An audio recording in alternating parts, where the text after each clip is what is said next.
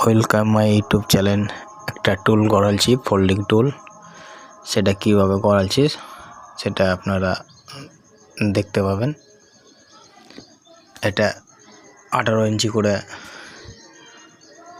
তিনটা বাতা লাগবে। 18 ইঞ্চি বা 4 ইঞ্চি চওড়া, 18 ইঞ্চি লম্বা। এটা আপনার 12 ইঞ্চি বাই 2 ইঞ্চি একটা বাতা। এটা মেরে দিলাম, বাতাটা দেখতে পাচ্ছেন। আর ওখানে দুটো কবজা লাগবে ফোল্ডিং করার জন্য, সেই দুটো কবজা দুটো মারছে। আর যে মাথা যে তক্তাটা আছে সেটা আপনার 14 ইঞ্চি লম্বা, 12 ইঞ্চি চওড়া। আর বাতার যে মিডলে দিলাম ওটা দুটো নাট দিলাম, এটা ফোল্ডিং হয়ে ঘুরবে।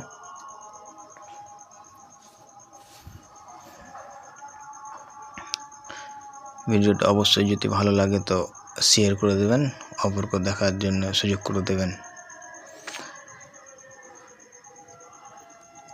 আর একটা বাতা মাথার দিকে মারলাম, এটা আটকাবার জন্য, যেন সরুকে না পড়ে যায়।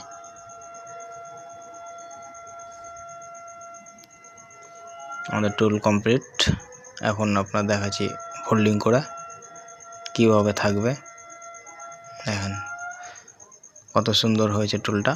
আপনাদেরকে যদি ভালো লাগে তো অবশ্যই লাইক করে দেবেন। আপনি যেখানে সেখানে গুলিয়ে পারবেন, গুটিয়ে রাখা যাবে, অল্প জায়গার ভিতরে টুলটা সেটিং হয়ে যাবে।